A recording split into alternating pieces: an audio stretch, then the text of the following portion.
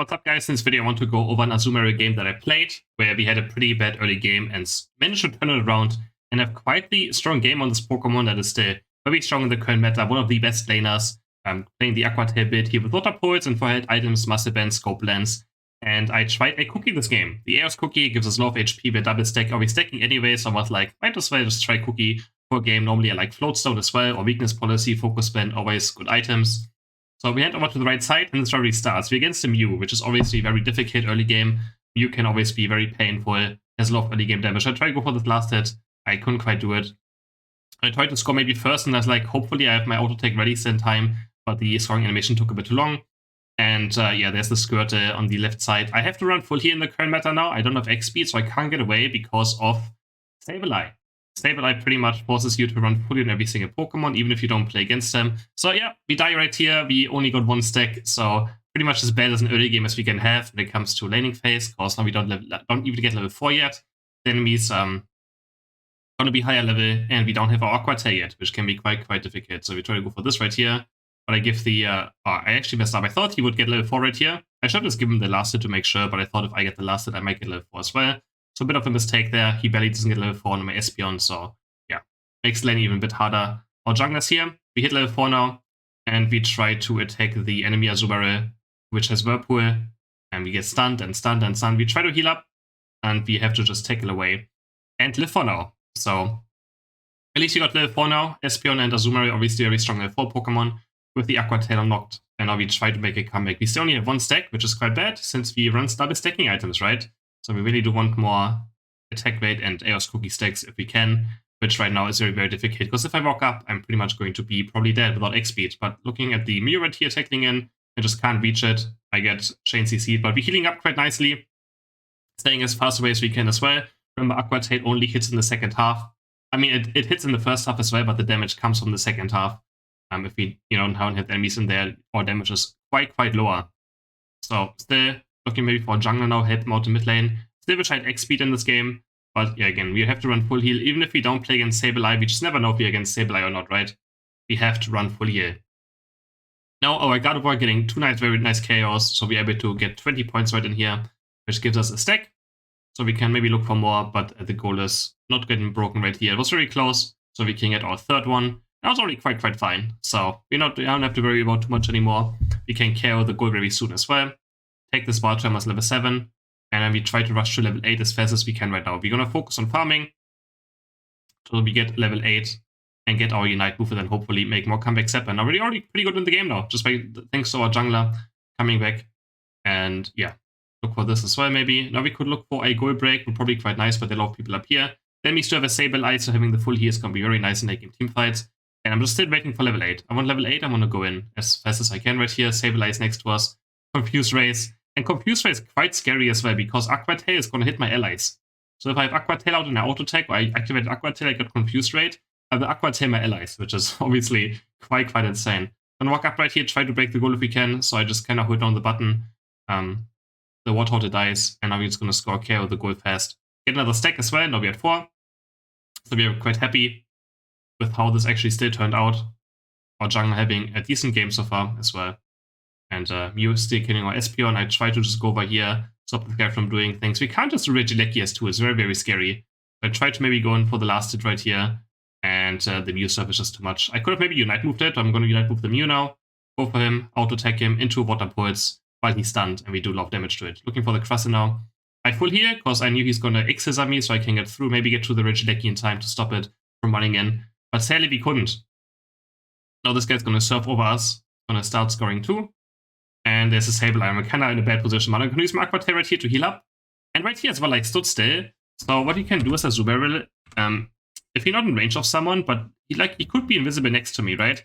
If he's invisible next to me right here, I can stand still. I can press auto attack, and I can still auto attack. It's also something, if someone walks into a bush like you here, someone walks in a bush and you don't have vision on him, you can adjust. Stand still, auto attack, and Aqua Tail will go. If you don't stand still, Aqua Tail will try to run to someone. So in case he's still there, I could have maybe hit him. Obviously, it wasn't the case, but still a nice mechanic to have for certain scenarios. Now we get the Sableye, luckily. And now we go for the Wartortle. Now we are pretty good in the game. We can maybe split push top lane. I'm just going to recall because all of these camps up. So if these are all up and they're up for more than a minute or like 20 seconds, it's a bad sign. Like, you have to do these as fast as possible. They have to respawn. Experience is very, very difficult to gain on the current map. So you got to make sure you get all the experience in. Afterwards, the enemies you can see 4 on the bottom right now. So we might have to walk towards bot lane to defend soon. But it's quite difficult to go from here because we don't even have jump pads yet. So I'm staying top lane, looking for something. The cross is also here.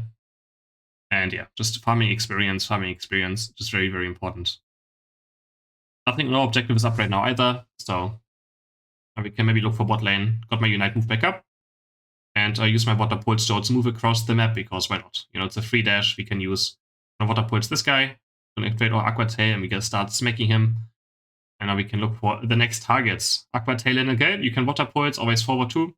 I don't have to use it backwards there though, but you can always use it to just, you know, go towards opponents. There again, I was standing still to maybe hit a Sable Either's, maybe Invisible still next to us.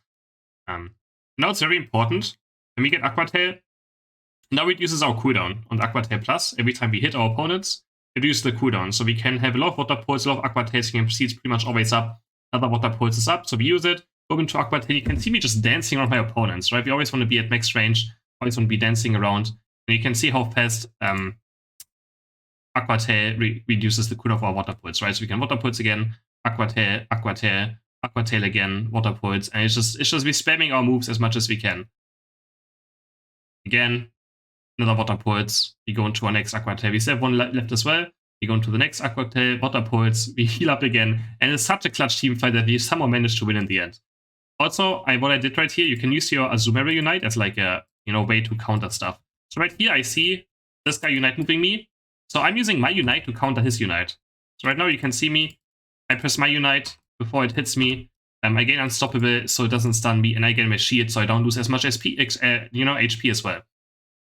And then again, Aqua, and we just spam our moves. I want to make sure we spam our moves. You can also use our water pulse to, go back from our enemies again to just make sure we're in range of the max range Aqua Tail, so we hit them in the last area, right? So it's also very nice.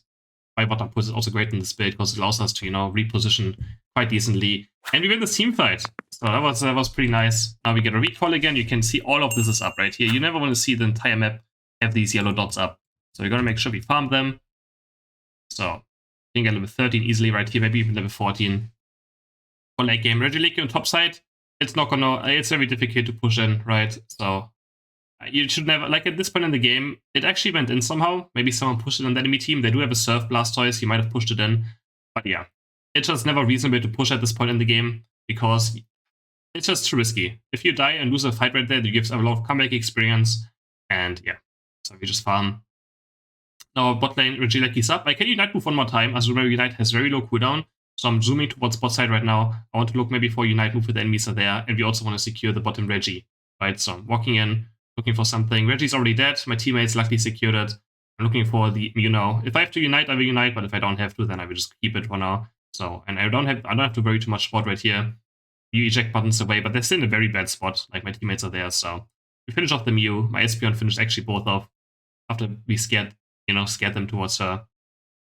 Now we're 13.5, looking for the Sableye. But yeah, now we can just farm 14. I'm looking for the Crustle, maybe for the top Altarias. My guard was farming the top left Indies, which is also totally fine. And yeah, we can get 14 now. So now my goal is kind of getting level 14. And you can see how fast we can clear these Altarias as well. If we do Water Pulse into Aqua Tails, Aqua Tail resetting our Water Pulse, we can Water Pulse again, it keeps bouncing. And that's where Azumarill, a lot of damage comes from. It's just resetting your Water Pulse with this build as well. We try to see the red buff away, we bounce it from left to right. We actually get the red buff. Here dodge away with the Water Pulse from the Surf. Kind of predicted it. And I'm just trying to be annoying now. I have my Unite move up in a bad position right here if the enemy all show up. But I'm very confident right now. I dodge again away from another Surf. Start Aqua Tailing, healing up, Water Pulsing back. I use my full heal to dodge the stun of the Azumarill Unite, and we just keep dancing around them. We keep dancing, staying at max range, hit a nice Water Pulse, and we 1v2 them. So even against another Azumarill, Aqua Tail is pretty good against Whirlpool in the matchup as well. And now we go for the Crustle too, and we get 3 KOs. I'm gonna just let my team score here. It's very nice, we get 44 in the 100. And we just walk towards the enemy base and score here too. Obviously, the game is still not over, but it's looking very good right now. Espeon left the point, so I would have probably gotten the score in if Espeon stayed on it, but he's quite low, so if he dies there, it's bad. And you can see again, the Aqua Tail Water pulse to the left. We start aqua tailing again. Our next water pulse is up. We go back in and we kill them 1v2 yet again. So these two just have no chance against me. Water pulse, start aqua tailing. I have to use my unite move here to start living. We're gonna run down the Mew. And a huge crit, 2300 damage on the last aqua tail there on the Mew. You can see I'm just playing very well around my water pulse. It's just very, very important you're aware that how often you actually have it up and how often you can reposition with it. And the bounces between water pulse actually do a lot of damage as well. Jumping back again, killing this guy. Going for the Sableye now. Using, I should use my water pulse there as well to go further back in. Using upward pounce, it bounces around, does a lot of damage.